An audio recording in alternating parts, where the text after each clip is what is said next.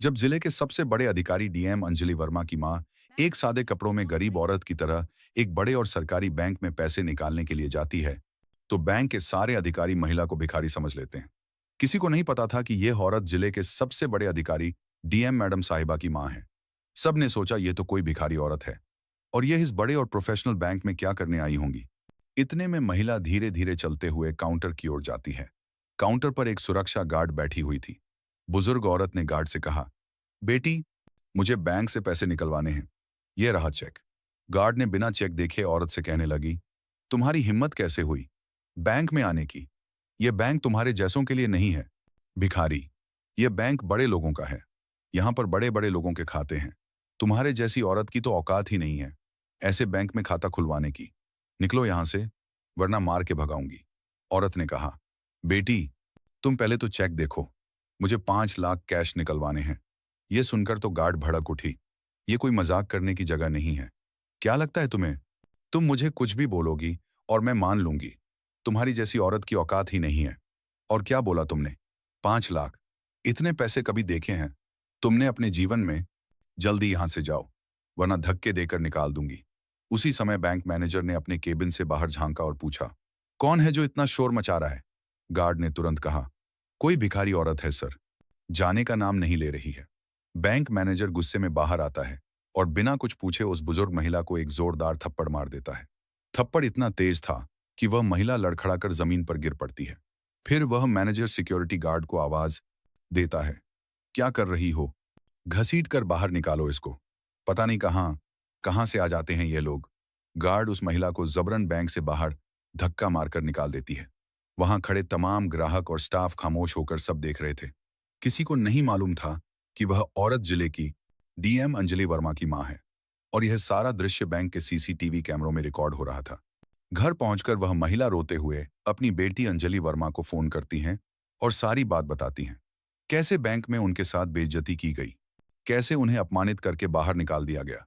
अंजलि यह सुनते ही अंदर तक कांप जाती है। उसके लिए यह किसी आग से कम नहीं था। वह रोते हुए अपनी मां से कहती है, मां, कल मैं खुद आ रही हूं और आपके साथ चलकर उसी बैंक से पैसे निकलवाऊंगी। अगले दिन सुबह अंजलि वर्मा साधारण सूती साड़ी पहनकर अपनी मां के साथ बैंक जाने को तैयार होती है। मां, बेटी एक दूसरे को देखकर गले लगते हैं। आंखों में आंसू हैं, गर्व और पीड़ा दोनों। अंजलि की मां को अपनी बेटी पर नाज है। उन्होंने कितनी कठिनाइयों से उसे पाला पढ़ाया और आज इतने ऊंचे पद तक पहुंचाया। सुबह के ठीक 11:00 बजे मां बेटी बैंक के बाहर पहुंचती हैं। बैंक अभी तक नहीं खुला था, जबकि समय 10 बजे का था। अंजलि शांतिपूर्वक दरवाजे के पास बैठकर इंतजार करती हैं। कुछ मिनटों बाद जब बैंक खुलता है, दोनों अंदर प्रवेश करती हैं। दोनों का पहनावा इतना साधारण था कि वहां मौजूद ग्राहक और कर्मचारी उन्हें एक आम ग्रामीण महिला समझ बैठते हैं। कोई सोच भी नहीं सकता था कि यह वही अंजलि वर्मा है, जिले की डीएम। धीरे धीरे दोनों काउंटर की तरफ बढ़ती हैं। वहां वही गार्ड बैठी होती है। अंजलि विनम्रता से कहती है, मैडम, हमें पैसे निकालने हैं, मां की दवाइयां लेनी है और कुछ जरूरी काम भी है। गार्ड ने दोनों महिलाओं को ऊपर से नीचे तक देखा। साड़ी में एक बुजुर्ग महिला और एक साधारण कपड़ों में युवती किसी भी कोण से बड़े अफसर नहीं लग रही थी। उसने व्यंग करते था चिने हुए कहा, आप शायद गलत बैंक में आ गई हैं। यह ब्रांच हाई प्रोफाइल क्लाइंट से डील करता है। अंजलि वर्मा ने मुस्कुराते हुए उत्तर दिया, एक बार चेक कर लीजिए मैडम, अगर नहीं है तो हम चले जाएंगे। गार्ड ने बेईमान से लिफाफा लिया और कहा, थोड़ा समय लगेगा, वेटिंग चेयर पर बैठ जाइए। अंजलि मां का हाथ थामे कोने की एक खाली कुर्सी पर बैठ गई। उन्होंने मां को पानी दिया और खुद भी शांत बैठी रही। बैंक में मौजूद लोग उन्हें घूर रहे थे। यहां अमूमन अमीर व्यापारी, अफसर और रसूखदार लोग आते थे, महंगी गाड़ियों और चमकदार कपड़ों में। ऐसे में साधारण कपड़ों में बैठी मां बेटी का वहां होना सबको अजीब लग रहा था। चारों तरफ फुसफुसाहटें शुरू हो गई। किस गांव से आई हैं? पेंशन के चक्कर में आई होंगी। इनका खाता तो यहां हो ही नहीं सकता। अंजलि सब कुछ सुन रही थी, लेकिन शांत बनी रही। उनकी मां थोड़ी असहज थी। थोड़ी देर बाद अंजलि ने गार्ड से कहा, अगर आप व्यस्त हैं तो कृपया मैनेजर से मिलवा दीजिए, मुझे जरूरी बात करनी है। गार्ड झुंझुलाकर फोन उठाती है और मैनेजर के केबिन में कॉल कर देती है। सर, एक महिला है, कह रही हैं कि आपसे मिलना है, भेज दूं? मैनेजर ने शीशे से झांक कर देखा। साधारण सी महिला अपनी मां के साथ बैठी थी। अफसर जैसी तो बिल्कुल नहीं लग रही थी। उसने ठंडे स्वर में कहा, मेरे पास फालतू लोगों के लिए समय नहीं है। कह दो बैठे और इंतजार करें। गार्ड ने कहा, आप वेटिंग चेयर पर बैठिए सर, थोड़ी देर में फ्री होंगे। अंजलि ने कुछ नहीं कहा, बस मां का हाथ थामे वहीं शांत बैठी रही, एक अफसर की गरिमा और एक बेटी की सहनशीलता के साथ। अंजलि वर्मा अब तक पूरी शांति और संयम में बैठी थी, लेकिन मां की बेचैनी और लोगों की कानाफूसी देखकर उन्होंने धीरे से मां का हाथ दबाया और कहा, मां, लगता है इन लोगों को फर्क नहीं पड़ता। अब मुझे खुद बात करनी होगी। वो धीरे से उठी, साड़ी का पल्लू ठीक किया और सीधा मैनेजर के केबिन की ओर बढ़ने लगी। मैनेजर, जो अब तक शीशे के पीछे से उन पर निगाह रखे था, घबरा गया। उसने जल्दी से बाहर निकलकर अंजलि का रास्ता रोका और बोला, हाँ, बोलिए, क्या काम है? अंजलि ने वही लिफाफा आगे बढ़ाया। मुझे पैसे निकलवाना है, मेरी मां की दवाइयां लेनी हैं और भी बहुत सारे काम हैं। यह रहे चेक, आप देख लीजिए। मैनेजर ने लिफाफा हाथ में लिए बिना ही बेरुखी से जवाब दिया, जब खाते में पैसे नहीं होते तो ट्रांजैक्शन कैसे होगा? तुम्हारी तो इतनी औकात नहीं है कि तुम्हारे खाते में पैसे हों और बड़ा आया पैसे निकलवाने। अंजलि अब भी बेहद शांत लहजे में बोली, अगर आप एक बार चेक कर लेते तो बेहतर रहता। ऐसे अनुमान लगाना ठीक नहीं। मैनेजर अब खुलकर हंसने लगा, भाई, इतना एक्सपीरियंस है मेरा कि शक्ल देखकर ही समझ जाता हूं किसके पास क्या है। रोज आते हैं तुम्हारे जैसे लोग, और वैसे भी तुम्हारे अकाउंट में कुछ होगा मुझे नहीं लगता। अब ज्यादा भीड़ मत लगाओ। देखो, सब तुम्हें ही देख रहे हैं, माहौल बिगड़ रहा है। अच्छा होगा अगर अब चली जाओ। अंजलि का चेहरा अब भी स्थिर था, मगर उनकी आंखों में एक अलग चमक थी। शांति की जगह अब सख्ती उतर चुकी थी। उन्होंने बिना कुछ बोले लिफाफा टेबल पर रखा और धीमे स्वर में बोली, ठीक है, जा रही हूं, लेकिन एक विनती है। इस लिफाफे में जो भी जानकारी है एक बार जरूर पढ़ लीजिएगा, शायद आपके काम की हो। इतना कहकर वह मां का हाथ थामे मुड़ी और दरवाजे की ओर बढ़ गईं। लेकिन जैसे ही गेट पर पहुंची, वह पलटी और गहरी निगाहों से देखते हुए बोली, बेटा, इस व्यवहार का अंजाम तुम्हें भुगतना पड़ेगा, वक्त ही समझा देगा। पूरा बैंक कुछ पल के लिए सन्नाटे में डूब गया। कोई शोर नहीं, कोई गुस्सा नहीं, बस गरिमा से लिपटी एक चेतावनी जो किसी तूफान से कम नहीं थी। मैनेजर एक पल को ठिठका, फिर बुदबुदाया, बुढ़ापे में कुछ भी बोल जाते हैं लोग, चलो जाने दो, और वापस अपनी सीट पर बैठ गया। उसके सामने वही लिफाफा अब भी यूं ही टेबल पर पड़ा था, अनदेखा, अनपढ़ा। उसे यह नहीं पता था कि उसी लिफाफे में वह सच छुपा है जो उसकी दुनिया पलट देने वाला है। अगले दिन बैंक की वही रूटीन शुरू होती है। क्लर्क अपने काम में, कैशियर अपनी गिनती में और मैनेजर फिर से उसी पुराने ढर्रे में।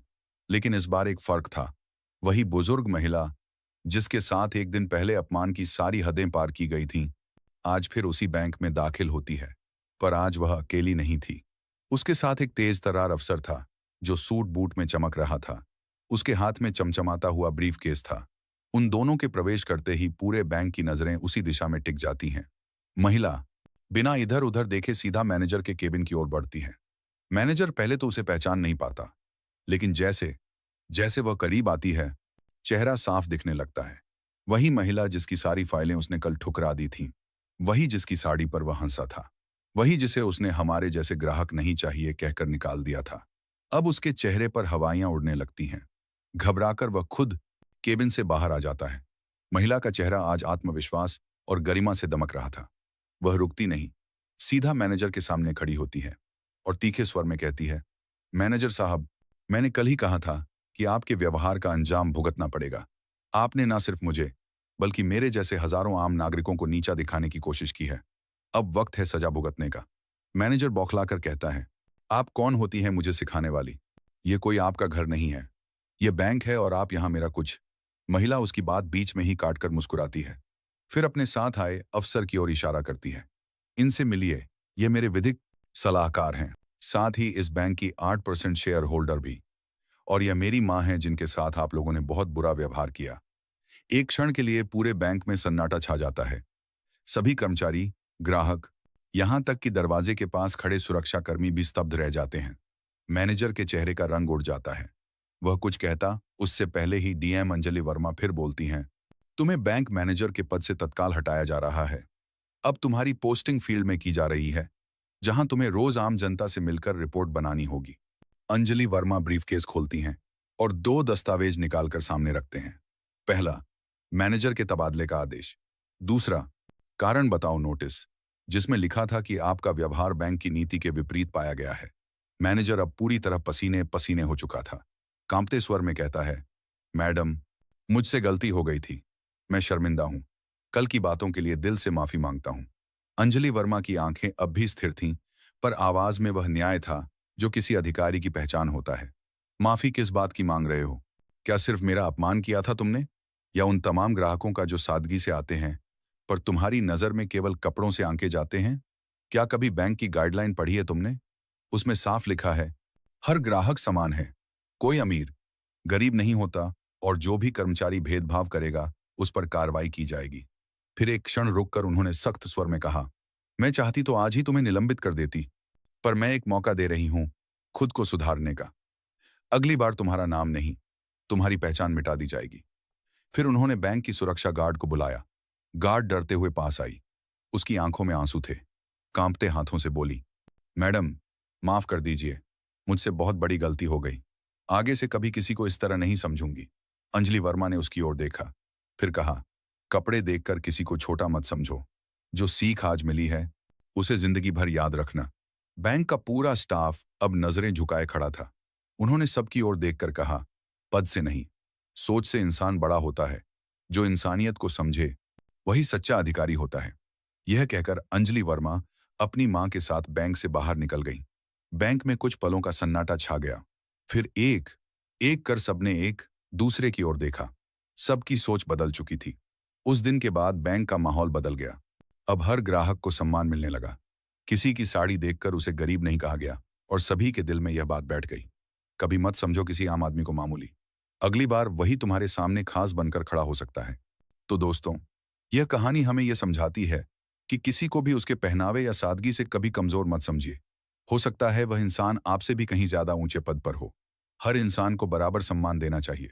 गरीब हो या अमीर, हर किसी के साथ इंसानियत से पेश आना चाहिए। अगर आपको ये कहानी पसंद आई तो इसे लाइक करें और अपने दोस्तों के साथ शेयर करें। ऐसी ही और प्रेरणादायक कहानियों के लिए हमारे चैनल एसके स्टोरीज को सब्सक्राइब करना न भूलें, और हमें कमेंट करके बताएं कि आपको कहानी का कौन सा हिस्सा सबसे अच्छा लगा।